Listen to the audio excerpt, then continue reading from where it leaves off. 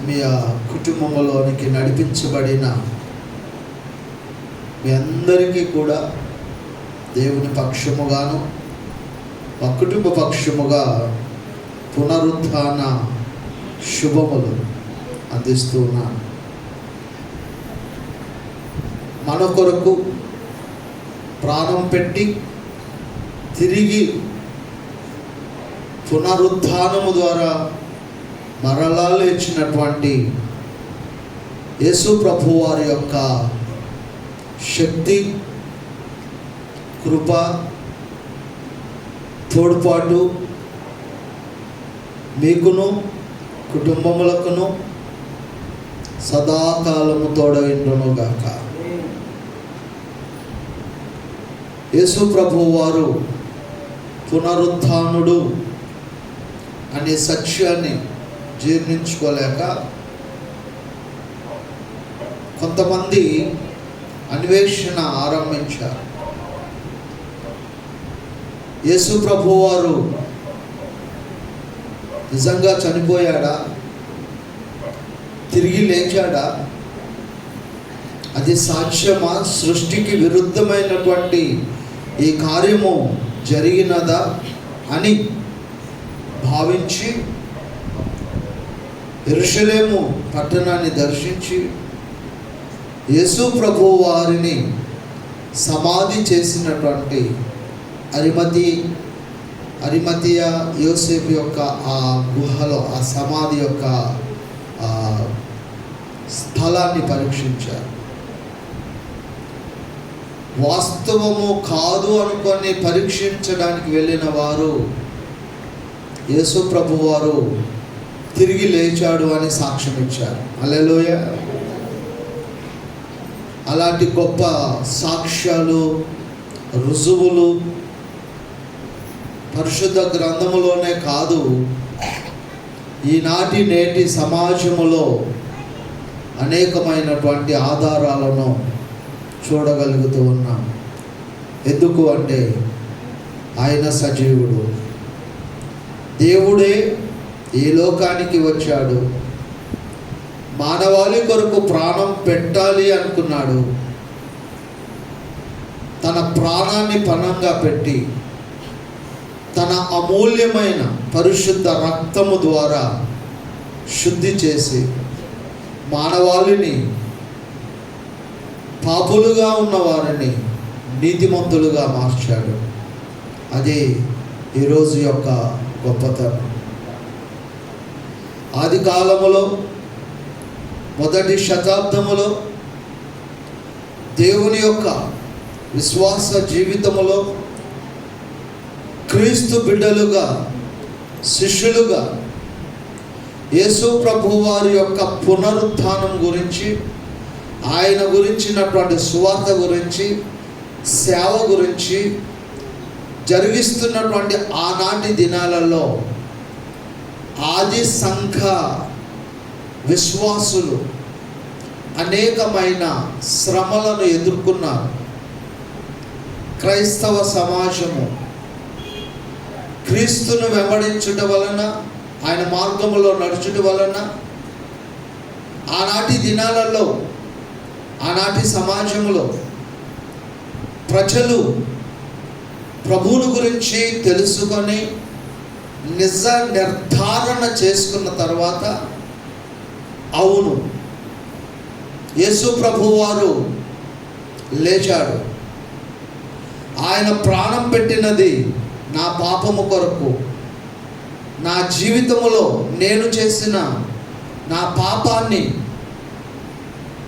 శుద్ధి చేసి కడిగి పవిత్రునిగా చేయడానికి ఆయన పరిశుద్ధ రక్తాన్ని చిందించి ఉన్నాడు అని విశ్వసించిన వారు దేవుని సమాజముగా కూడుకొనుచు ప్రార్థనలో ఉంటూ ఉండగా రోమియా చక్రవర్తుల వలన, రోమియా అధికారుల వలన, ఆనాటి మతాధికారుల వలన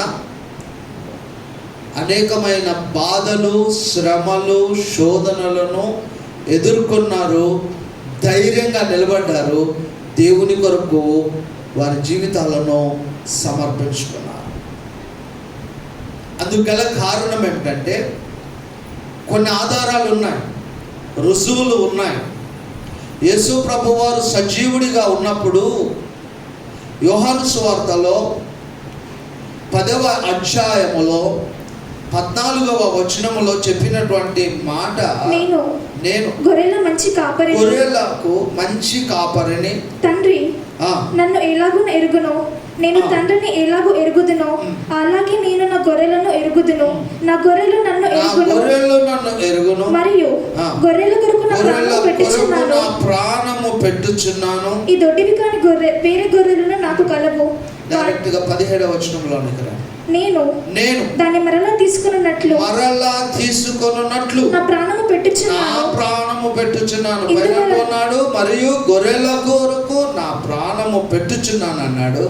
ఇక్కడ అంటున్నాడు, నేను మరలా దాన్ని తీర్చుకున్నట కొరకు ప్రాణము పెట్టుచున్నాను. ఇందువలననే నా తండ్రి నన్ను ప్రేమించుచున్నాడు, ఎవడును నా ప్రాణము తీసుకొనడు, నా అంతటా నేనే పెట్టుచున్నాను. చూసారా, యేసు నువ్వు దేవుని కుమారుడు కదా, ఒకవేళ నువ్వు దేవుని కుమారుడు అయితే నిన్ను నువ్వు రక్షించుకో అన్నాడు. ఒక వ్యక్తి దొంగ సిలువ మీద వేలాడుతూ శిక్ష అనుభవిస్తూ నీతిమంతుడైన పరిశుద్ధుడైనటువంటి అతి పవిత్రమైనటువంటి ఆ దేవుని కుమారుడైనటువంటి ప్రభువును చూస్తూ ఆయన ముఖము చూడడానికి కూడా యోగ్యత లేనటువంటి ఒక వ్యక్తి మాట్లాడిన మాట, నీవు దేవుని కుమారుడవు కదా, నిన్ను నీవు రక్షించుకో, మమ్మును రక్షించు అన్న.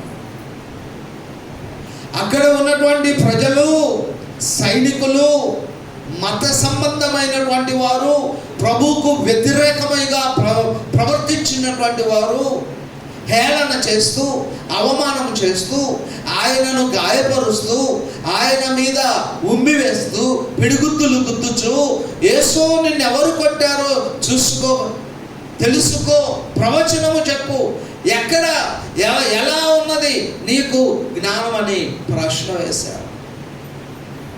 అవన్నీ జరగడానికి గల కారణము లేఖనముల యొక్క నెరవేర్పు. దేవుడు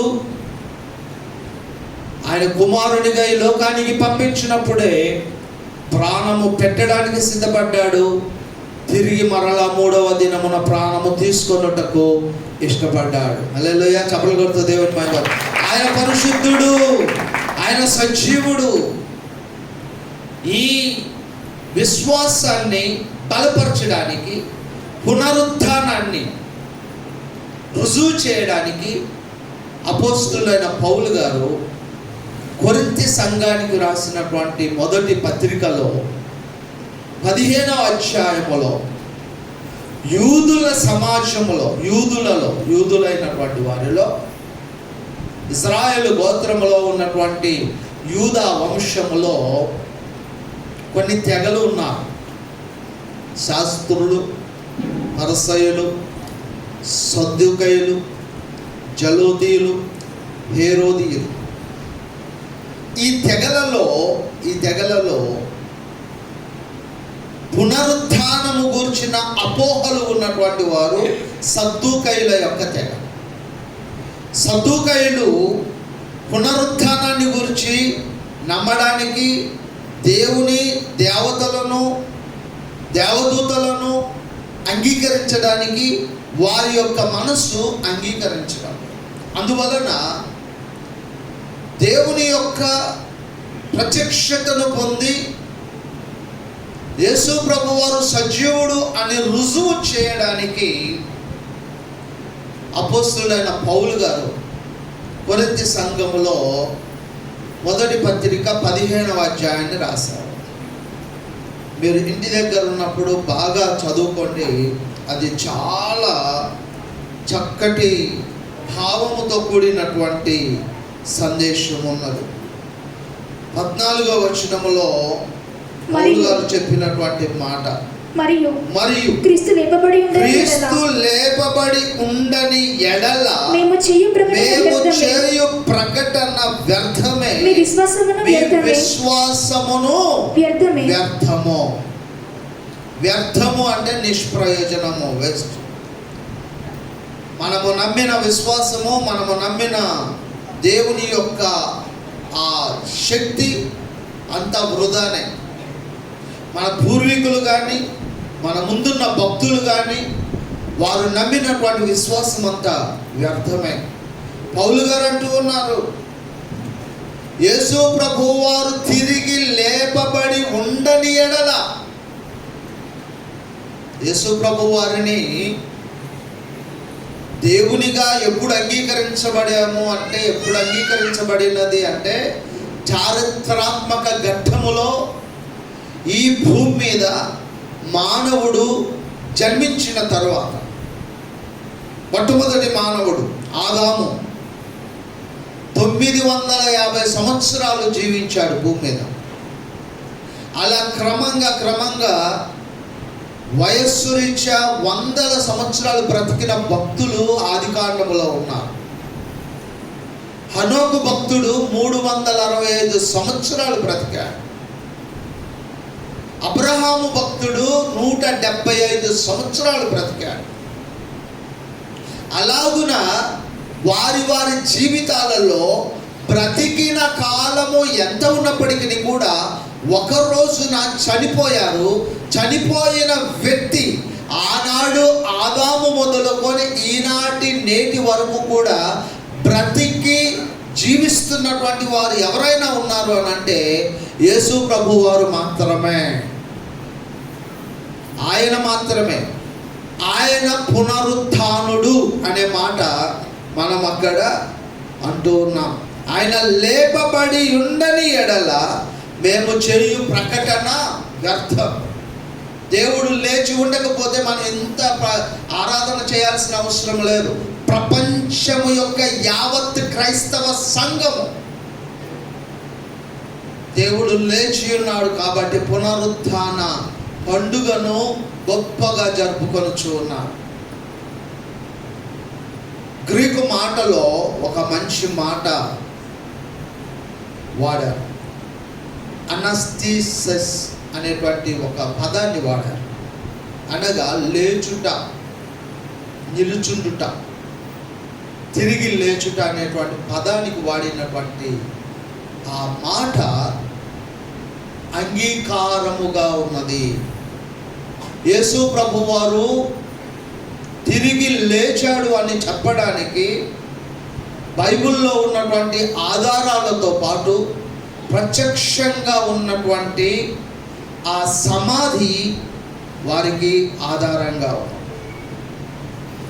యేసు ప్రభు వారి యొక్క సమాధిని చూసి నిర్ధారణలోనికి వచ్చారు, ఆయన నిజంగా లేచి ఉన్నాడు అని. 20వ వచనములో, మొదటి కొరింథీ పత్రిక 15వ అధ్యాయం 20వ వచనములో ఇప్పుడైతే నిద్రించిన వారిలో ప్రథమ ఫలముగా క్రీస్తు మృతులలో నుండి లేపబడి ఉన్నాడు. ఇప్పుడైతే నిద్రించిన వారిలో క్రీస్తు ప్రథమ ఫలం.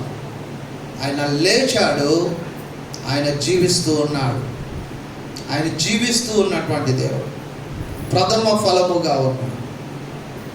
అలాగుననే యేసు ప్రభువారు లేచినది నిజమైనప్పుడు ఆయన యందు భక్తి జీవితము కలిగినటువంటి విశ్వాసులు కూడా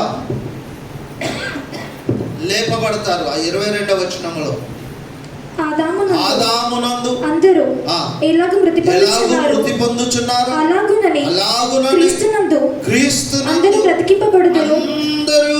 బ్రతికింపబడుచున్నారు. ప్రతివాడును తన వరుసలో బ్రతికింపబడును. ప్రథమ ఫలము క్రీస్తు, తరువాత క్రీస్తు వచ్చినప్పుడు ఆయన సంఘం, ఆయన సమాజం, క్రీస్తునందుండి మృతులైన వారు మొదట లేతురు. దేవుడు ఆయన యందు విశ్వాసము గల వారిని, నిద్రించిన వారిని తీసుకొని వచ్చినప్పుడు ఆయన యొక్క ప్రజలు పునరుత్థాన అనుభవములోనికి వస్తారు. యేసు ప్రభు వారు పునరుత్థానుడు అని దేవుని దూతలు మొట్టమొదటిగా ప్రకటన చేశారు. దేవుని దూతలు, పరిశుద్ధ దూతలు, స్త్రీలైనటువంటి వారు, స్త్రీలు. దేవుని వాక్యములో చూడండి, ఎక్కడ? లూకా సువార్తలో 24వ అధ్యాయములో 1వ వచనం చూడండి. ఆదివారమున తెల్లవారుచుండగా ఆ స్త్రీలు తాము సిద్ధపరిచిన సుగంధ ద్రవ్యములను తీసుకొని సమాధి వద్దకు వచ్చి సమాధి ముందర ఉండిన రాయి దొర్లింపబడి ఉండుట చూచి లోపలికి వెళ్ళిరి గాని ప్రభువైన యేసు దేహము వారికి కనబడలేదు. చాలు. ఎవరు ఈ స్త్రీలు? ఈ స్త్రీలు ఎందుకొరకు వచ్చారు? ఈ స్త్రీల యొక్క ఉద్దేశం ఏమిటి? మార్కు సువార్త 16వ అధ్యాయం 1వ వచనం. విశ్రాంతి దినము గడిచిపోగానే మగ్దలేనే మరియయు యాకోబు తల్లి అయిన మరియయు సలోమయు వచ్చి ఆయనకు ఇవ్వవలెనని సుగంధ ద్రవ్యములను కొనిరి. సుగంధ ద్రవ్యములు అంటే సెంట్, వాసన రావడానికి. ఎందుకొరకు? 3వ దినము నాడు చనిపోయిన వ్యక్తి యొక్క దేహము వాసన వస్తుంది కాబట్టి ఆ దేహమునకు సుగంధ ద్రవ్యములను పూయట ద్వారా ఆ దుర్వాసన, దుర్గంధము లేకుండా ఉండడానికి అవకాశం ఉంది. అందువలన ఆ స్త్రీలు ఆయనకు ఒకవేళ ఇంకను మృతుడిగానే ఉండి ఉన్నాడు అనుకొని ఆ భావనతో తెల్లవారుజామున, ఆదివారము తెల్లవారుజామున ఆయనకు పూయుట కొరకు సుగంధ ద్రవ్యములను కొన్ని తీసుకొని వచ్చాడు. మగ్దలేనే మరియయు, యాకోబు తల్లి అయిన మరియయు, సలోమయు. దేవుని ప్రజలారా గమనించండి, చరిత్ర ఆరంభం అవడానికి యేసు ప్రభు వారే మూలమై ఉన్నాడు. క్రీస్తు పూర్వానికి, క్రీస్తు శకానికి ఆయనే మూలం. అందుకు ఆధారం ఇదే. స్త్రీలు వచ్చి చూడగా సమాధిలో కనిపించలేదు. ఇప్పుడు మరలా మనము లూకా సువార్తలో 24వ అధ్యాయంలో కొన్ని వచనాలు మరలా చదువుకుందాం. స్త్రీలు వచ్చి సుగంధ ద్రవ్యములను తీసుకొని వచ్చారు. ఇందును కూర్చి వారికి ఏమీ తోచక ఉండను. సమాధిలో ప్రభువు లేకపోవుటను బట్టి వారు ఆందోళనలో ఉన్నారు. ఏమైందో అర్థం కావడం లేదు. యేసు ప్రభువారు ఉండవలసినటువంటి ఆ దేహము కనబడడం లేదు. అయితే ప్రకాశమానమైన వస్త్రములు ధరించిన ఇద్దరు మనుషులు వారి యొద్ద నిలువబడిరి. వారు భయపడి ముఖములను నేలమోపి ఉండగా వీరు సజీవుడైన వానిని మీరెందుకు మృతులలో వెతుకుచున్నారు? సజీవుడైన వానిని మీరు మృతులలో ఎందుకు వెతుకుచున్నారు? ఆయన ఇక్కడ లేడు, ఆయన లేచి ఉన్నాడు. ఆయన ఇంకా గలిలయలో ఉండినప్పుడు మనుష్య కుమారుడు పాపిష్టులైన మనుషుల చేతికి అప్పగింపబడి సిలువ వేయబడి 3వ దినమందు లేవవలసి ఉన్నదని ఆయన మీతో చెప్పిన మాట జ్ఞాపకము చేసుకుని వారితో చేసుకోనండి. ఆయన మీకు ఏది చెప్పాడు? మనుష్య కుమారుడు మనుష్యుల చేతికి అప్పగించబడతాడు, ఆయన చనిపోతాడు, 3వ దినమున తిరిగి లేస్తాడు. ఆయన లేచి ఉన్నాడు. చప్పలు కొడుతూ దేవుడు మాట. ఆయన సజీవుడు, ఆయన లేపబడి ఉన్నాడు. ఆయన లేపబడి ఉండని ఎడల మనము నమ్మిన విశ్వాసము, మనము నమ్మిన ఆ యొక్క నమ్మకం అంతా వ్యర్థమే. ఇది రూఢి చేయడానికే, దీన్ని ధైర్యంగా ఒప్పించడానికి పౌలు గారు అంగీకారాన్ని తెలియజేశారు. దేవుని యొక్క ప్రజల్లో ఉండేటువంటి అపోహను తొలగించడానికి పౌలు గారు చెప్పినటువంటి మాట నేను మీకు తెలియజేస్తున్నటువంటి యొక్క ప్రకటన ఆయన పునరుత్థానమును ఆధారం చేసుకునే ఉన్నది. ఆయన పునరుత్థానము కలిగి ఉండని ఎడల మా ప్రకటన వ్యర్థము, అదే విధముగా మన విశ్వాసము కూడా వ్యర్థమే. ఈ రోజున మనము విశ్వాసము కలిగి ఉన్నాము అని అంటే పౌలు గారే అంటాడు, విశ్వాసమునకు కర్తయు దానిని కొనసాగించువాడునైనా యేసు వైపు చూచుచు ప్రయాణం చేయాలి. ఈ లోకములో దేవుడు విశ్వాసులకు ఇచ్చినటువంటి ఆ విశ్వాసము ఎవరిని గురిపెట్టుకోవాలంటే దేవుని గురిపెట్టుకోవాలి. ఆయన లేపబడి ఉన్నాడు. పరిశుద్ధుని యొక్క దేహము కుళ్ళు పట్టదు. కీర్తనకారుడు దావీదు మహారాజు గారు అంటూ ఉన్నాడు, చూడండి కీర్తనల గ్రంథములో 16వ కీర్తనలో 9-10 వచనాలు. అందువలన నా హృదయము సంతోషించుచున్నది, నా ఆత్మ హర్షించుచున్నది, నా శరీరము కూడా సురక్షితముగా నివసించుచున్నది. ఎందుకనగా నీవు నా ఆత్మను పాతాళములో విడిచిపెట్టవు, నీ పరిశుద్ధిని కుళ్ళు పట్టనీయవు. జీవమార్గమును నీవు నాకు తెలియజేసేదవు. నీ సన్నిధిని సంపూర్ణ సంతోషము కలదు. నీ కుడి చేతిలో నిత్యము సుఖము కలవు. ఎందుకంటే దేవుడు సజీవుడు కాబట్టి, మాట్లాడే దేవుడు కాబట్టి, నడిపించే దేవుడు కాబట్టి, కాపుదలగా ఉండే దేవుడు కాబట్టి, తోడుగా ఉండే దేవుడు కాబట్టి ఆయన ఎప్పుడూ జీవిస్తూనే ఉన్నాడు. యెహోవా యోసేపునకు తోడయుండెను గనుక అని మనం చూస్తాం. దేవుడు తోడుగా ఉంటే ఎవరి జీవితమైనా ఆశీర్వాదకరంగా ఉంటుంది. మన జ్ఞానము, మన విజ్ఞానము, మన తెలివితేటలు, మన చదువు, మన జీవితం నాది అనుకున్నది ఏది కూడా మన జీవితాన్ని భవిష్యత్తును ఇవ్వలేదు. కానీ యేసు ప్రభువునందు విశ్వాసము గలవారమైనటువంటి మన జీవితాలకు ఆయనే మనకు ఆధారం.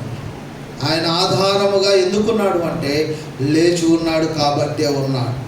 సంవత్సరానికి ఒక్కసారి జరగబోతున్నటువంటి సంవత్సరంలో వచ్చేటువంటి గుడ్ ఫ్రైడే, ఆ తర్వాత వచ్చేటువంటి ఈస్టర్ పండుగ ఆరాధన, పునరుత్థాన పండుగ ఆరాధన సమాజంలో ఆచారంగా మారిపోయేది కాదు, అది ఆశీర్వాదకరంగా నిలిచిపోయేది. ఆయన లేచాడు అని ప్రత్యక్షంగా చూసినటువంటి వ్యక్తి మగ్దలేనే మరియా. యోహాను సువార్తలో చూస్తాం మనం. యోహాను సువార్తలో 20వ అధ్యాయములో 18వ వచనములో 15 నుండి చదవండి. యేసు అమ్మా ఎందుకమ్మా ఏడుస్తున్నావు?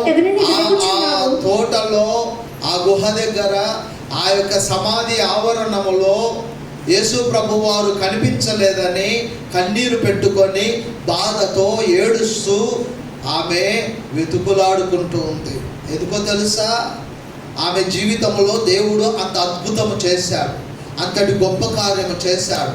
ఎందుకంటే యేసు ప్రభు వారు ఈ లోకములో జీవించిన ఆనాటి కాలములో ఆయన మగ్దల అనబడినటువంటి ప్రాంతానికి వెళ్ళినప్పుడు అక్కడ 7 దయ్యములు పట్టినటువంటి ఒక స్త్రీ అనేకమైనటువంటి ఆ బలహీనతలతో, ఆ బాధతో ఆమె జీవితంలో సర్వము కోల్పోయి అనేకుల చేత నిందించబడుచు, హేళన చేయబడుచు, నవ్వుల పాలైపోయింది. అటువంటి స్థితిలో ఆమె జీవితము దుర్భరంగా ఉండగా, ఎందుకు ఉపయోగము లేని స్థితిలో ఉండగా, ఆమె జీవితాన్ని చూసి అందరూ భయపడుతూ దూరం పెట్టి ఉండగా, ఆ ప్రాంతానికి యేసు ప్రభు వారు వెళ్ళినప్పుడు, ఆమెను చూసినప్పుడు ఆమెను స్వస్థపరిచాడు, ఆమెను బాగు చేశాడు. ఆమె మరియా.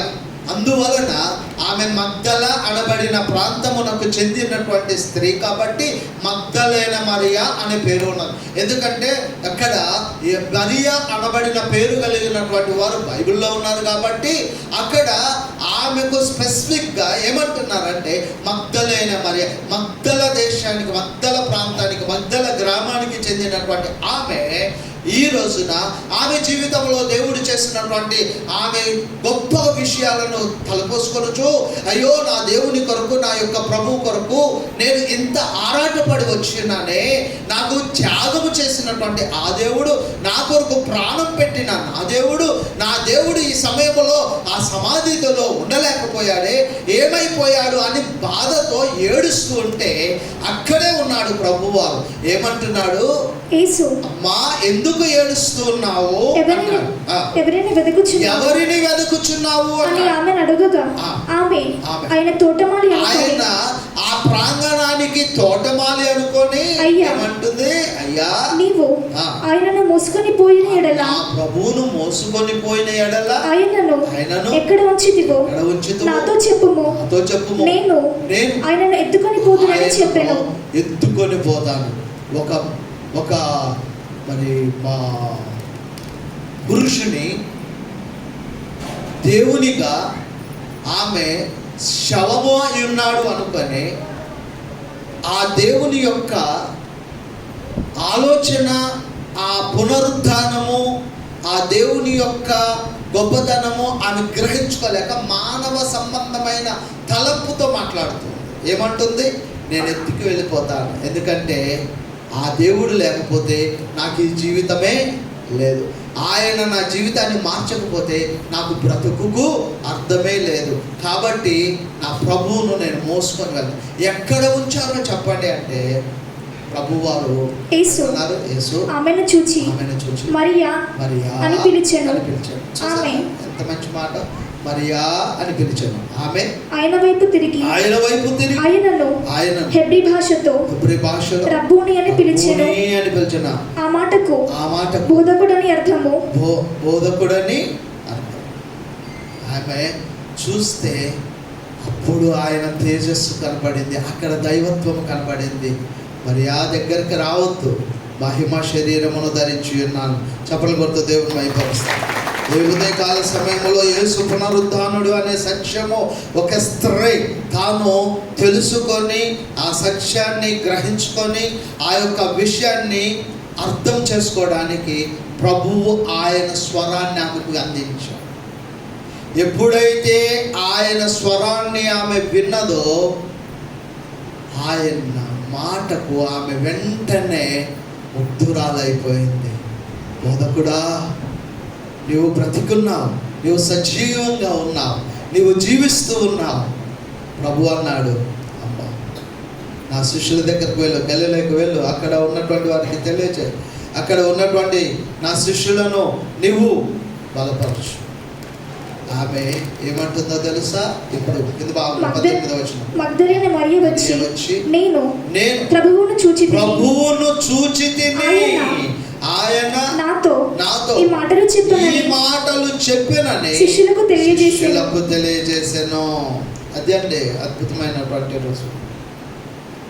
యేసు ప్రభువారు లేచినటువంటి ఆ మొదటి అనుభవం, పునరుత్థాన అనుభవం, మొదటి రుజువు ఎవరు అని అంటే మగ్దలేనే మరియ.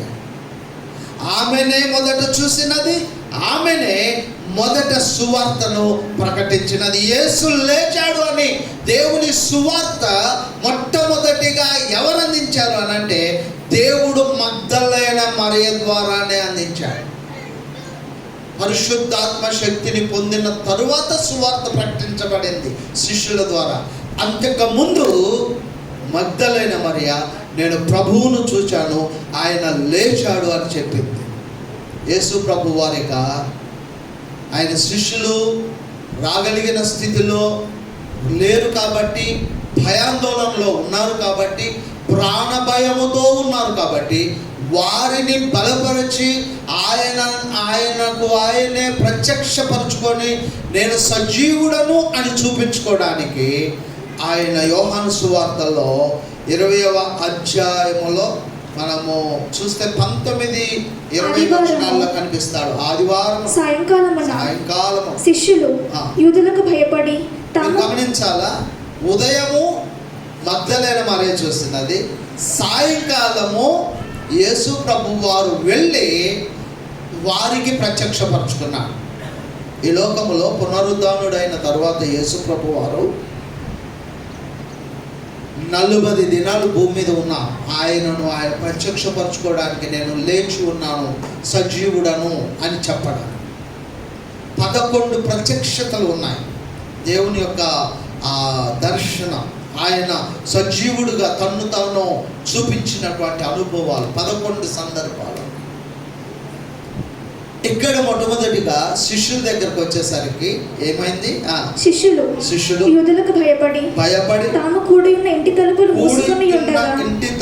మూసుకొని ఉండగా యేసు వచ్చి మధ్యన నిలిచి మీకు సమాధానము కలుగునుగాక అని వారితో చెప్పాను. ఆయన అలాగూ చెప్పి వారికి తన చేతులను ప్రక్కన చూపగా శిష్యులు ప్రభువును చూచి సంతోషపడ్డారు.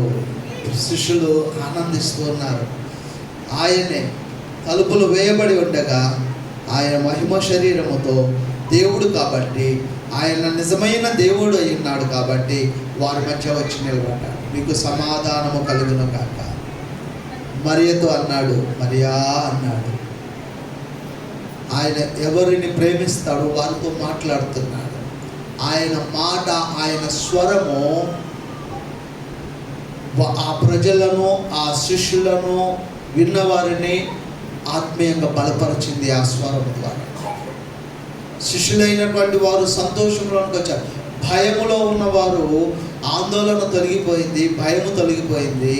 ఇప్పుడు సంతోషంలోనికి వచ్చారు. దేవుడు వారి మీద ఆత్మను ఊదాడు ధైర్యంగా ఉండడానికి. అక్కడ ఇస్కరియోతు యూదా లేడు, అక్కడ తోమా లేడు. తోమా వచ్చేసరికి తోమా గారితో శిష్యులు అంటారు, మేము ప్రభువును చూశాము, ప్రభువు మన మంచికి వచ్చాడు, మేమున్నటువంటి గదిలో ఆయన వచ్చి తను ప్రత్యక్షపరుచుకున్నాడు, మేము కన్నులారా చూసాం, ఆయన గాయములను, ఆయన యొక్క చేతులను మాకు చూపించాడు అని అంటే తోమా అంటాడు, నేను నమ్మను. అతడు నేను ఆయన చేతులలో మేకుల గుర్తులను చూచి నా వ్రేలు ఆ మేకుల గుర్తులో పెట్టి నా చెయ్యి ఆయన ప్రక్కలో ఉంచితేనే గాని. అనగా ఒక సైనికుడు యేసు ప్రభు వారు మధ్యాహ్న సమయంలో ఆ శిలువ మీద వేలాడుతూ ఉండగా మరణించాడా లేదా అని తెలుసుకోవడానికి ఈటతో ప్రక్కలో పొడిచాడు. ఆ ప్రక్కలో పొడిచినప్పుడు ఆ గాయము ఉన్నది. ఇప్పుడు ఆయన అంటున్నాడు, ఆయన ప్రక్కలో నేను వేలు పెట్టాలి అంటున్నాడు, ఆయన గాయముల చేతిలో వేలు పెట్టాలి అంటున్నాడు. అప్పుడే నేను నమ్ముతాను, చూడకుండా నేను నమ్మను అంటున్నాడు. అలాంటి అనుమానం, అలాంటి సందేహము విశ్వాసులలో అనేక మారులు సందేహాలతో కూడిన ప్రశ్నలు ఉంటూ ఉంటాయి. అయితే ఆ సందేహము తోమాలో ఉన్నందువలన యేసు ప్రభు వారు మరలా రావడం జరిగినది. కింద భాగంలో 8 దినములైన తరువాత ఆయన శిష్యులు మరలా లోపల ఉన్నప్పుడు తోమా వారితో కూడా ఉండెను. తలుపులు మూయబడి ఉండగా యేసు వచ్చి మధ్యన నిలిచి మీకు సమాధానము కలుగునుగాక అనెను. చూసారా, యేసు ప్రభు వారు తోమా లేనప్పుడు ఒకసారి వచ్చాడు, తోమా ఉన్న సమయంలో మరొకసారి వచ్చాడు. వచ్చి ఏమంటున్నాడు, మీకు సమాధానము కలుగును గాక అన్నాడు. తరువాత తోమాను చూచి నీ వ్రేలు ఇటు చాచి నా చేతులు చూడుము, నీ చెయ్యి చాచి నా ప్రక్కలో ఉంచి అవిశ్వాసివి కాక విశ్వాసివై ఉండుమని అతనితో చెప్పాను. తోమా గారికి చెప్పినటువంటి మాట. ఆ మాట అంతకుముందు శిష్యులతో అనలేదు, ఎందుకంటే సందేహం ఉన్నది. సందేహం యొక్క కారణాలు ఉంటాయి తెలుసా. కొన్ని కారణాలు, కొన్ని పరిస్థితులు మన జీవితంలో జరగవలసిన సందర్భంలో జరగనప్పుడు అనుమానం, ఆందోళన.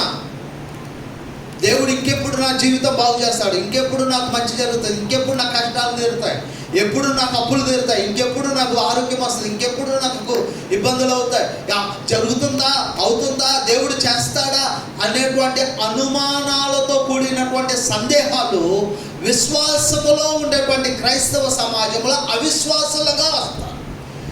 తోమా గారు అలాంటి వాడై ఉన్నాడు. అందువలన అన్నాడు, అవిశ్వాసివై ఉండక విశ్వాసిగా ఉండాలి. తోమా, ఏ అనుమానం అయితే నీలో ఉన్నదో ఆ అనుమానము తొలగించడానికి మరలా నేను ప్రత్యక్షతనిచ్చాను. నీ వ్రేలు తెచ్చి నా చేతిలో పెట్టు, నీ యొక్క చెయ్యి తీసుకొచ్చి నా ప్రక్కలో పెట్టు, అప్పుడు నమ్ముతావా? అప్పుడు నమ్మగలవా? కార్యము చూడగలిగినప్పుడు, మేలు చూడగలిగినప్పుడు, అద్భుతం చూడగలిగినప్పుడు, కుటుంబంలో ఆశ్చర్యకరమైనటువంటి కార్యాలు జరిగించబడినప్పుడు ఆ కార్యములను బట్టి నీవు నమ్మగలవా? నమ్ముతాడు. అవిశ్వాసివై ఉండక విశ్వాసివై ఉండమన్నారు. విచిత్రం ఏంటంటే యేసు ప్రభు వారు ఆరోహణమైన తర్వాత శిష్యులు ఏ దేశానికి ఏ శిష్యుడు వెళ్ళాలి, ఏ ప్రాంతంలో ఏ శిష్యుడు సువార్త ప్రకటించాలి, యేసు ప్రభు వారి యొక్క సువార్తను ఏ దేశంలో అందించాలని వారు చీట్లు రాసి వేసినప్పుడు భక్తుడైనటువంటి యేసు ప్రభు వారి యొక్క శిష్యుడైనటువంటి తోమా గారికి హిందూ దేశం వచ్చేసింది, భారతదేశం వచ్చేసింది. అందువలన ఆయన యెరూషలేం పట్టణము నుండి, ఆ ప్రాంతము నుండి భారతదేశమునకు వచ్చి మద్రాసు మలబారు ప్రాంత ప్రాంగణంలో ఆ ప్రదేశంలో ఆయన సువార్తను ప్రకటించి ఆయన కూడా అనేక మంది కుట్రదారుల వలన హత్య చేయబడ్డాడు. మంచి జరుగుతున్న దగ్గర, యథార్థత ఉన్న దగ్గర, సువార్త ఉన్న దగ్గర, ఉన్నది ఉన్నట్లుగా బోధించే దగ్గర వ్యతిరేకులు తయారవుతుంటారు, గ్రూపులు తయారవుతుంటారు. ఎందుకంటే ఒక చిన్న సాదృశ్యం, అపోస్తులైన పౌలు గారు ఒక ప్రాంతానికి వెళ్ళినప్పుడు ఆ ప్రాంతంలో ఒక అమ్మాయికి దయ్యం పట్టింది. దయ్యం పట్టి ఆమె ఏదో ఒక విషయాన్ని, ఆమె యొక్క అర్థము లేనటువంటి విషయాలు, ఆమె మైండ్ సరిలేక చెబుతూ ఉండేది. ఆమెను ఒక ఆయన తయారు చేసుకొని ఆమె ద్వారా లాభము సంపాదించుట నేర్చుకున్నాడు. ఆమె భవిష్యత్తు గురించి చెప్తుంది, ఉన్నది ఉన్నట్టు చెప్తుంది, ఆమె గొప్ప విషయాలు చెప్తుంది అన్నప్పుడు ప్రజలు వచ్చి ఆయనకు డబ్బులు ఇచ్చి ఆమె ద్వారా అనేక విషయాలు అనిపించుకుంటూ ఉన్నారు. ఈ విషయము పౌలు గారు వెళ్ళినప్పుడు ఆ దయ్యం పట్టినటువంటి స్త్రీ వచ్చి ఆయన ఎదురుగా నిలబడలేక గడగడ వణికిపోయి యేసు నామములో అక్కడే ఆమె కూలిపోయింది. దురాత్మల సమూహము పారిపోయింది. అప్పుడు నార్మల్ స్టేజ్కి వచ్చేసింది. ఆమె ఆరోగ్యము కుదుటపడినప్పుడు ఆయన మీద కుట్ర పెట్టుకొని జైలుకు పంపించారు, రాళ్లతో కొట్టారు, కొరడాలతో కొట్టించారు పౌలు గారిని. ఎందుకు?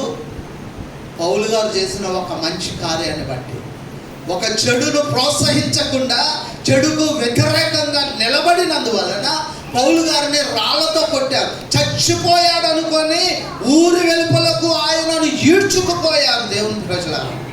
అటువంటి పరిస్థితులు తోమా గారిలో జరిగాయి.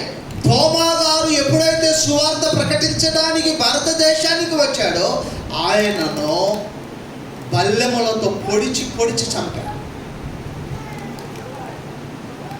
బల్లెములతో పొడిచి చంపారు. ఆయన హతసాక్షి అయ్యాడు.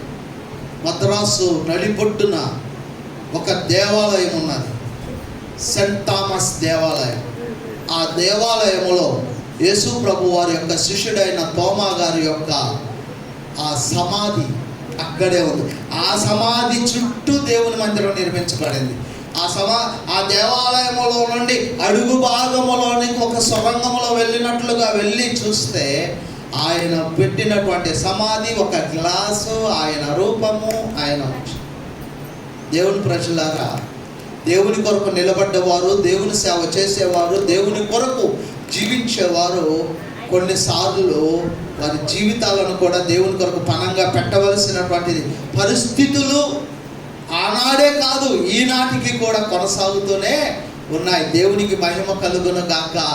పునరుత్థానుడు ఆయన, యేసు పునరుత్థానుడు అనేటువంటి సత్యాన్ని తోమా అవిశ్వాసములో ఉన్నప్పుడు అనుమానించాడు.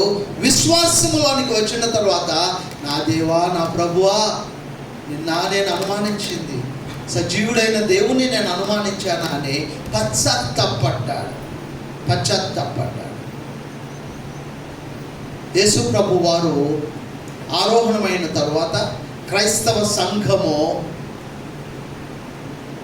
బాగా స్పీడ్గా డెవలప్ అవుతుంది. రోమియా ప్రభుత్వము ఆనాటి దినాల్లో నీరో చక్రవర్తి యొక్క పరిపాలనలో, డొమిషియస్ యొక్క పరిపాలనలో క్రైస్తవ సమాజము చాలా సమస్యలు, చాలా ఇబ్బందులు ఎదుర్కొన్నారు, ప్రాణాలను పోగొట్టుకున్నారు. క్రైస్తవ సమాజంలో ఉన్నటువంటి క్రైస్తవులను హతమార్చడానికి హేళనగా తయారు చేసినటువంటి రోమియా చక్రవర్తులు క్రైస్తవులకు చేసినటువంటి చిత్రహింసలు ఏంటో తెలుసా? గోర్లు తీపించేవారు, వారి చర్మము ఒలిపించేవారు, వారి యొక్క శరీరములను వారు మరి నూనె పోసి ఆ నూనె ద్వారా వారు ఒక క్రీడా ప్రాంగణంలో క్రైస్తవులను వారు ఏం చేసేవారంటే నిప్పంటించేవారు. ఆ నిప్పు ద్వారా వారు పరిగెడుతూ ఉంటే ఆ వెలుగులో ఆటలాడుకునేటువంటి స్థితిలో ఉన్నారు. అణిచివేయడానికి, తొక్కివేయడానికి అనేక రకాలైనటువంటి ప్రయత్నాలు ఆనాటి మొదటి శతాబ్దం యొక్క రోమియా సైనికులు చేస్తూ ఉండగా క్రైస్తవ్యము విస్తరిస్తూ ఉంది. యేసును నమ్మిన ప్రజలు విస్తరిస్తూ ఉన్నారు. అద్భుతమైనటువంటి ఆశ్చర్యకరమైన సమాజము క్రైస్తవ సంఘము తయారైంది. 300 శతాబ్దంలో, 300 సంవత్సరంలో, మొదటి శతాబ్దంలో 300 సంవత్సరంలో 325వ సంవత్సరం వచ్చేసరికి కాన్స్టంటైన్ చక్రవర్తి ఆయన రాజు అయినప్పుడు శత్రురాజులు ఆయన మీదకు దండెత్తినప్పుడు భయపడిపోయాడు. ఏ విధంగా మరి ఆ జయాన్ని పొందాలి, నేను ఎలా జయించగలను, ఎలా దాన్ని ముందుకు తీసుకుని వెళ్ళను, నా రాజ్యాన్ని నేను ఎలా నిలబెట్టుకోగలను అనుకుని ఆయన పడుకొని ఆలోచనలో అలా నిద్రపోతూ ఉంటే దేవుని దర్శనం ఆయనకు వచ్చేసింది. ఆయనతో మాట్లాడిన మాటలో సిలువను ముందు పెట్టుకొని యుద్ధానికి వెళ్ళు, విజయం సాధిస్తా. యేసు ప్రభు వారు ఆయనకి ఇచ్చిన దర్శనము ఆయన పొందుకున్న తర్వాత ఆయన యేసు ప్రభు వారి యొక్క ఆ సిలువను పట్టుకొని యుద్ధానికి వెళ్ళాడు, విజయం సాధించాడు. చప్పలు కొడుతూ దేవుని మహిమపరుస్తాడు. విజయాన్ని సాధించాడు. విజయం సాధించిన తర్వాత ప్రపంచ క్రైస్తవ సమాజం ఏర్పాటు చేశాడు. ప్రపంచ క్రైస్తవ సమాజంలో అనేక మంది మత పెద్దలను, తరువాత ప్రజలను, రాజ్య స్థానంలో ఉన్నటువంటి నాయకులను ఏర్పాటు చేసుకొని ఒక సిద్ధాంతాన్ని తయారు చేశాడు. ఈ సమాజంలో, క్రైస్తవ్యములో వ్యతిరేకత ఉండవద్దు. నేను పరిపాలిస్తున్న నా రాజ్యములో, క్రైస్తవ సమాజంలో ఉన్నటువంటి నా ప్రజలకు మేలు కలగాలి, కీడు చేయవద్దు, ఎవరు కూడా వ్యతిరేకంగా ఉండవద్దు, ఎవరు కూడా హాని తలపెట్టవద్దు, ఎవరు కూడా వారికి నష్టం చేయవద్దు, ఎవరు కూడా వారిని బాధించవద్దు. అందుకు తగినట్లుగా నేను ఒక శాసనమును తయారు చేసి ఉన్నాను. వారు ఇప్పటి వరకు, ఈ రోజు వరకు కూడా వారు ప్రభువుని ఆరాధించగలుగుతున్నారు. ఆయన సజీవుడని నమ్మారు, నమ్మినటువంటి దేవుని కొరకు జీవిస్తూ ఉన్నారు. వారు దాక్కొని కాదు ఉండవలసింది. ఆనాటి మొదటి శతాబ్దంలో చచ్చిపోయినటువంటి ఆ యొక్క ప్రజలు భయభ్రాంతులకు గురి చేసినప్పుడు హతసాక్షులైనటువంటి ప్రజలను బట్టి ఈ క్రైస్తవ విశ్వాసులైనటువంటి దేవుని ప్రజలైనటువంటి వారు చేసింది ఏంటంటే, నేను డైరెక్ట్గా క్రిస్టియన్ అని చెప్పుకోవడానికి, డైరెక్ట్గా యేసును నమ్మాను అని చెప్పడానికి ఆధారము లేదు. వారు డైరెక్ట్గా చెప్పడానికి వీలు లేదు.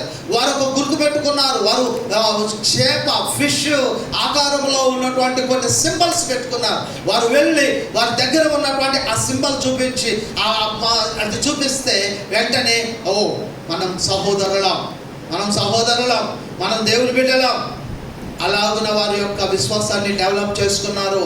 డెవలప్ చేసుకున్న తర్వాత కాన్స్టంటైన్ చక్రవర్తి అన్నాడు, ఇదిగో ఈ ప్రజలు దొంగచాటుగా దేవుని ఆరాధించడం కాదు, బహిరంగముగా దేవుని ఆరాధించాలి.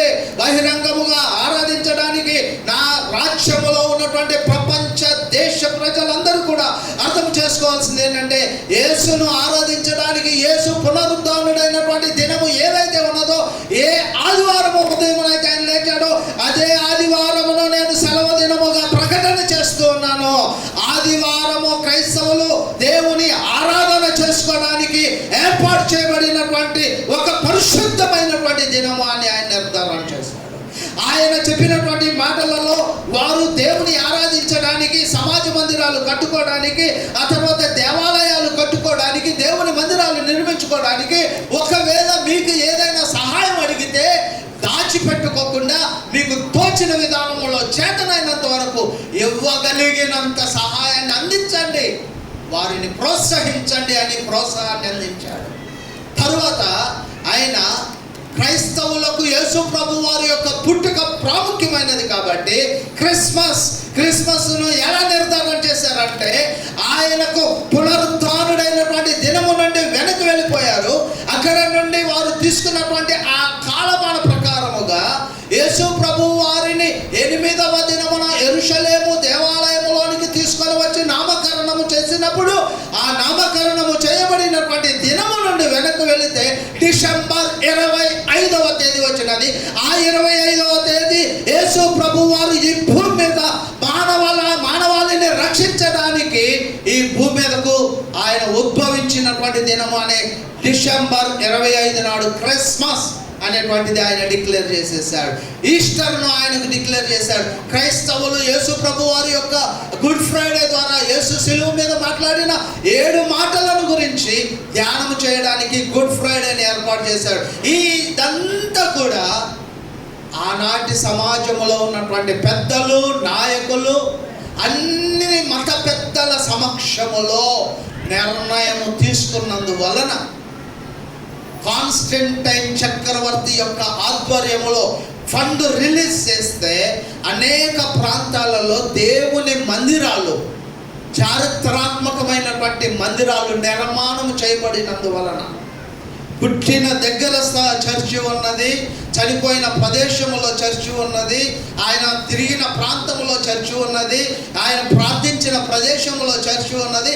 అన్నీ ఇప్పుడు ఒకవేళ దేవుడు మీలో ఎవరినైనా ఆశీర్వదించి దీవించినప్పుడు రానున్న భవిష్యత్ కాలంలో యెరూషలేముకు వెళ్ళడానికి మీరు ప్రార్థనాపూర్వకంగా సిద్ధపడితే వెళ్ళిరండి, చూసిరండి. యేసు ప్రభు వారి యొక్క గొప్పతనాన్ని, గొప్ప సేవను మన జీవితంలో చూసి ఆనందించి ఆ పావనము చేయబడేటువంటి సందర్భాన్ని కోరుకోనండి. దేవుడు అందిస్తాడు. ఒక టైం వచ్చినప్పుడు దేవుడు ఎవరిని ఏర్పాటు చేసుకోవాలో ఎవరికైనా ఇస్తాడు. ఈరోజున తెలంగాణలో కానీ, హనుమకొండ, వరంగల్, కాజీపేట ప్రాంతంలో కానీ నాకు తెలిసినటువంటి మన దేవుని ప్రజలు చాలామంది యెరూషలేముకు వెళ్ళి ఆయన నిజంగా లేచాడని రుజువుగా ఆయన రుజువులను తీసుకొని వచ్చారు. హల్లెలూయా. యేసు ప్రభు వారు పునరుద్ధానుడు. ఆ రోజున ఆయన తీసుకున్న మంచి నిర్ణయాల ద్వారా ఈ రోజున దేవుని యొక్క సేవలో స్వేచ్ఛగా డిసెంబర్ 25 నాడు క్రిస్మస్ చేస్తున్నాం, గుడ్ ఫ్రైడే చేస్తున్నాం, ఈస్టర్ చేస్తున్నాం, ఆదివారం నాడు ఆరాధన చేసుకోగలుగుతూ ఉన్నాం. ఇదంతా కూడా ఆనాటి కాలంలో ఏర్పాటు చేయబడినటువంటి ఒక గొప్ప ప్రణాళిక. దేవుని ప్రజలారా, పౌలు గారు అంటాడు 1 కొరింథీ పత్రికలో 15వ అధ్యాయంలో, యేసు ప్రభు వారు లేచాడు, ఆయన పునరుద్ధానుడు అని రుజువుగా ఆయన మాట్లాడుతూ ఉన్నాడు. చూడండి 1వ వచనం నుండి. మరియు సహోదరులారా, నేను మీకు ప్రకటించిన సువార్తను మీకు తెలియపరచుచున్నాను. మీరు దానిని అంగీకరించితిరి, దాని అంతే నిలిచి ఉన్నారు. మీ విశ్వాసం వ్యర్థమైతే గాని నేను ఏ ఉపదేశ రూపముగా సువార్త మీకు ప్రకటించిదినో ఆ ఉపదేశమును మీరు గట్టిగా పట్టుకొని ఉన్న ఎడల ఆ సువార్త వలననే మీరు రక్షణ పొందువారై ఉందురు. నాకు ఇయ్యబడిన ఉపదేశమును మొదట మీకు అప్పగించి తిని, నాకు ఇయ్యబడిన ఉపదేశం, దేవుని యొద్ద నుండి నాకు ఇవ్వబడినటువంటి ఉపదేశాన్ని మొదట మీకు అప్పగించి తిని, అదేమనగా లేఖనముల ప్రకారము క్రీస్తు మన పాపముల నిమిత్తము మృతి పొందెను, సమాధి చేయబడెను, లేఖనముల ప్రకారము 3వ దినమున లేచెను. దీన్ని కాదనడానికి ఏదైనా ఆటంకం ఉందా అంటే ఏమీ లేదు. దేవుని ప్రజలు, ఆయన లేఖనముల ప్రకారముగా మృతి పొందాడు, లేఖనములు నెరవేరినట్లుగా తిరిగి లేచి ఉన్నాడు. లేచిన తర్వాత ఏం చేశాడట ప్రభువారు?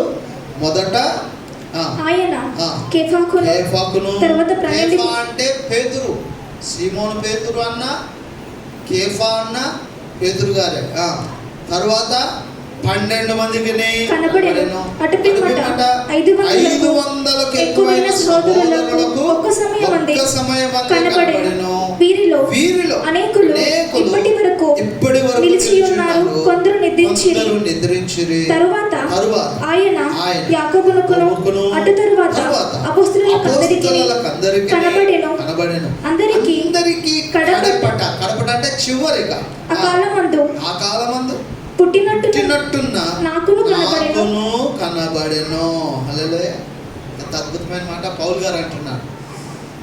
అందరికీ ఆయన కనిపించాడు. 500 మందికి మించినటువంటి వారు ఎలా చూడగలిగారు?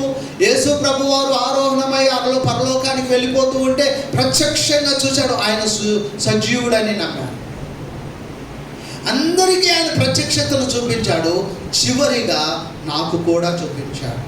నేను దేవుని దర్శనాన్ని పొందడానికి, ఆయన సజీవుడాన్ని తెలుసుకోవడానికి ఆ పరిస్థితులలోనికి వెళితే నేను దేవుని యొక్క సేవ జరగకుండా ఆటంకాన్ని కలుగజేసిన వాడు, ఆటంకంగా నిలిచిన వాడను, క్రైస్తవ సమాజాన్ని హింసించిన వాడను, క్రైస్తవులను బాధ పెట్టిన వాడు, చెరలో వేయించిన వాడను, అనేకులను బాధ పెట్టాను, చంపినటువంటి వాడను. అటువంటి వ్యక్తి పౌలు గారు.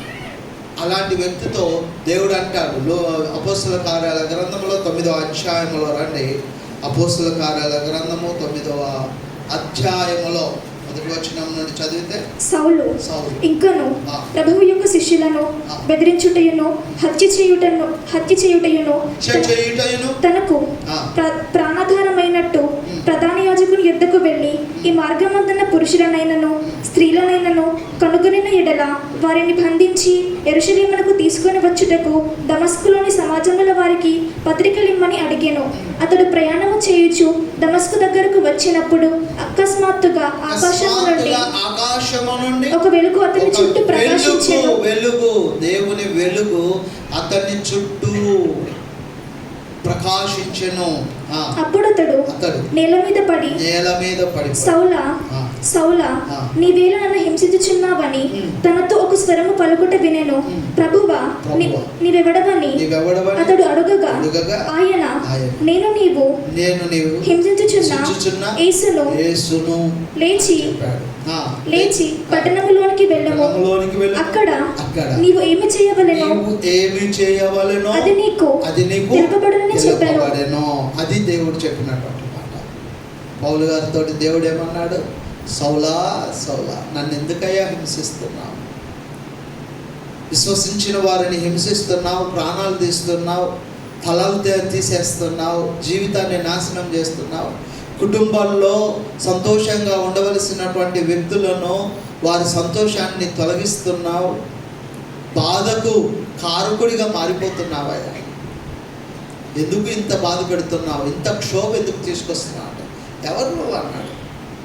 నీవు హింసించుచున్న యేసును, ఆ ప్రత్యక్షతను, ఆ వెలుగును ఆయన చూసిన తర్వాత రక్షించబడి, దేవుడు నాకు ఇచ్చిన భారమైన సేవ ఏంటంటే, ఏ సంఘములనైతే నేను పాడు చేయడానికి పూనుకున్నాను, ఏ క్రైస్తవ్యాన్ని అయితే అంతమొందించాలనుకున్నానో ఆ క్రీస్తు కొరకే నా జీవితాన్ని పణంగా పెట్టాలనుకుంటున్నాను. నా జీవితంలో ఊపిరి ఉన్నంత వరకు నేను ఆయన కొరకే జీవిస్తానని నిర్ణయం తీసుకొని దేవుని సేవలోకి వచ్చాడు. అందుకే అన్నాడు, నా మట్టుకైతే బ్రతుకుట క్రీస్తు, చావైనా మేలు, నేను చనిపోయినా ఇంకా మేలు, నేను దేవునితోనే ఉంటా అంటాడు. ఇంకేమంటాడు? జీవించువాడను నేను కాదు, నేను క్రీస్తుతో కూడా సిలువైపడ్డాను, ఇక జీవించువాడను నేను కాదు, క్రీస్తే నాలో ఉండి జీవిస్తున్నాను. ఆయన నాలో ఉన్నాడు, నా జీవితంలో ఉన్నాడు. నేను బ్రతికినా క్రీస్తు కొరకే బ్రతుకుతాను, చనిపోయే రోజు వచ్చినా ఆయన కొరకే జీవిస్తాను తప్ప నేను ఏ విషయంలో కూడా ప్రాణ భయముతోనో లేకపోతే దేవునికి వెనకడుగు వేయడంలోనో ఉండను అని నిర్ణయం తీసుకున్నాడు. అది విశ్వాసంలో ఉన్నటువంటి గొప్ప కార్యం. ఈరోజున దేవుని యొక్క పునరుద్ధాన అనుభవంలోనికి నడిపించబడినటువంటి విశ్వాసులను ఆయన దేవుని యొక్క సేవలో పనిముట్లుగాను, బలమైన యోధులుగాను, శక్తివంతులుగాను దేవుడు వాడుకుంటున్నాడు. శిష్యులైనటువంటి వారు పేతురు గారు అంటాడు చూడండి, 2వ అధ్యాయం అపోస్తల కార్యముల గ్రంథములో 3వ అధ్యాయంలోకి రండి, అక్కడ డైరెక్ట్ కనిపిస్తుంది. 3వ అధ్యాయంలో 15వ వచనం, మీరు జీవాధిపతిని చంపితిరి గాని దేవుడు ఆయనను మృతులలో నుండి లేపెను. అందుకు మేము సాక్షులము. ఏమిటి మేము చేసినటువంటి కార్యం అంటే, ఆయన సజీవుడు, ఆయన లేచి ఉన్నాడు. ఈ రోజున ఆయన జీవిస్తూ ఉన్నాడు. ఆయన ఉన్నాడు,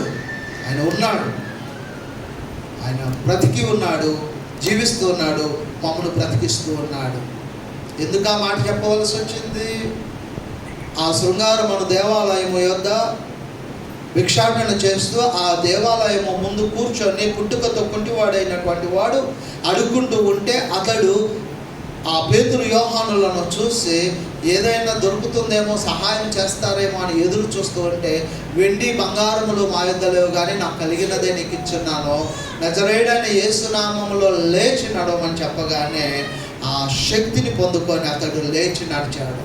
అందువలన ప్రజలు విభ్రాంతి నంది ఆయనను బట్టి ఆ దేవాలయంలోనికి వెళ్ళి దేవుని ఆరాధిస్తూ స్తుతిస్తున్నటువంటి ఆ కుంటివాణిని చూసి ఆశ్చర్యపోయారు. అప్పుడు దేవుడు పేతురు గారి ద్వారా, మీరు జీవము కలిగినటువంటి జీవాధిపతిని చంపారు కానీ దేవుడు ఆయనను తిరిగి లేపాడు, అందుకు మేము సాక్షులం. ఇది పునరుత్థాన శక్తి, పునరుద్ధాన అనుభవం. పునరుద్ధాన శక్తి ఎలా వచ్చిందంటే, దేవుడు ఎప్పుడైతే ఆయన మేడగదిలో వారు ప్రార్థన చేయించు ఉండగా ఆకాశము నుండి తన పరిశుద్ధాత్మను కృమరించాడో, అప్పటి నుండి పునరుద్ధాన అనుభవములోనికి నడిపించబడిన వారందరూ కూడా పునరుద్ధాన శక్తిని పొందుకొని ఈ లోకములో గొప్ప జీవితాన్ని జీవించారు. ఆ పునరుద్ధాన అనుభవం ఈ రోజున దేవుడు మనకు ఇస్తున్నాడు. లేచాడు అనేది నిజమైనప్పుడు మనము కూడా ఆయన కొరకు లేపబడతాము అనేది విశ్వాసం. దేవుడి లోకములో మనకి జీవితాన్ని ఇచ్చినప్పుడు మనము నమ్మినటువంటి విశ్వాసములో ఆయన సజీవుడు అనేది ఎలా బయటకు వచ్చిందంటే, ఆయన పునరుద్ధానుడు అయ్యున్నాడు కాబట్టి ఈరోజు మనం నమ్మిన విశ్వాసానికి బలం చేకూరింది. ఆయన పునరుద్ధానుడు కాకపోతే మనము నమ్మాల్సిన అవసరం లేదు. యేసు ప్రభువు అనేటువంటి వ్యక్తి దేవుడుగా చెప్పబడేవాడు కాదు. ఆయన దేవుడు అయ్యున్నాడు అని ఎప్పుడు చెప్పబడుతున్నదంటే, 3వ దినము నాడు లేచి ఉన్నాడు కాబట్టి. పాత నిబంధన కాలంలో ప్రవక్తలు అనేక మంది సేవ చేసిన వాళ్ళు ఉన్నారు. చాలామంది యేసు ప్రభువును ప్రవక్తలలో ఒకడు అనుకున్నారు, కానీ ఆయన ప్రవక్తలలో ఒకడు కాదు. ప్రవక్తలను లోకానికి తీసుకొని వచ్చినటువంటి దేవుడే ఆయన. ఆ పునరుద్ధానుడే మన దేవుడు. ఆ దేవుని విశ్వాసములో పునరుద్ధాన అనుభవం ద్వారా అనుమానాలతో అవిశ్వాసముతో కాకుండా విశ్వాసముతో బలమైనటువంటి శక్తి కలిగి ఈ లోకములో నమ్మకంగా విశ్వాసముతో కూడిన జీవితాన్ని కొనసాగిస్తూ దేవుని రాకడ కొరకు సిద్ధపడుతూ కనిపెడుతూ ముందుకు సాగిపోదాం. తల ఉంచుదాం, ప్రార్థన చేసుకుందాం. పరిశుద్ధాత్మ దేవుడు ఈ ఉదయకాల సమయంలో మనందరికీ పునరుద్ధాన అనుభవాన్ని చూపిస్తూ ఉన్నాడు. పునరుద్ధాన అనుభవములో మగ్దలైన మరియ అంటూ ఉంది, నేను ప్రభువును చూశాను, ప్రభువు లేచాడు. శిష్యులు అంటూ ఉన్నారు, మేము యేసును చూశాము, ఆయన మా మధ్యకు వచ్చాడు. పౌలు గారు అంటూ ఉన్నాడు, నేను దేవుని చూశాను, ఆయన సజీవుడు. ఈ రోజున మనం చెప్పగలమా ఆయన సజీవుడు అని చెప్పగలమా? ఆయన దైవము కలిగిన వాడని, దేవుని శక్తి కలిగిన వాడని, దేవుని కొరకు ఈ లోకంలో మనము జీవించేటువంటి దైవ కృప మనందరిలో ఉన్నదని నమ్మగలమా? పరిశుద్ధాత్మ దేవుడు ఈ ఉదయకాల సమయంలో పునరుద్ధాన శక్తిని మీకు అనుగ్రహించి పునరుద్ధాన అనుభవములోనికి మిమ్మల్ని నడిపించును గాక. ప్రేమ నమ్మకములు కలిగిన మా తండ్రి, మీకు వందనాలు. మాకు అందించిన వర్తమానం కొరకు వందనాలు. ఈ లోకములో మీరు జీవించిన ఆనాటి దినాలలో తండ్రి, మా ప్రభువా తండ్రి, మా కొరకు చేసినటువంటి గొప్ప కార్యములు, అద్భుతాలను బట్టి వందనాలు తండ్రి. మా ప్రభువా తండ్రి, ఈ సమయంలో నాయన మా తండ్రి, మా ప్రభువా నీ ప్రియ బిడ్డలుగా విశ్వాసంలోనికి నడిపించబడిన వారు పునరుద్ధాన అనుభవంలోనికి వచ్చినప్పుడు వారు ఆనందాన్ని, సంతోషాన్ని చూడగలుగుతున్నారు, దేవుని శక్తిని చూడగలుగుతున్నారు, దేవుని మహిమను చూడగలుగుతూ ఉన్నారు. ఈ రోజున తండ్రి మేము కూడా అటువంటి అనుభవంలోనికి వచ్చేట కృప దయచేయండి. యెషయా గ్రంథంలో 51వ అధ్యాయంలో 15వ వచనంలో 11వ వచనంలో చెప్పినట్లుగా యెహోవా విమోచించినటువంటి వారు సంతోష ఆనందములు గలవారై ఉంటారు.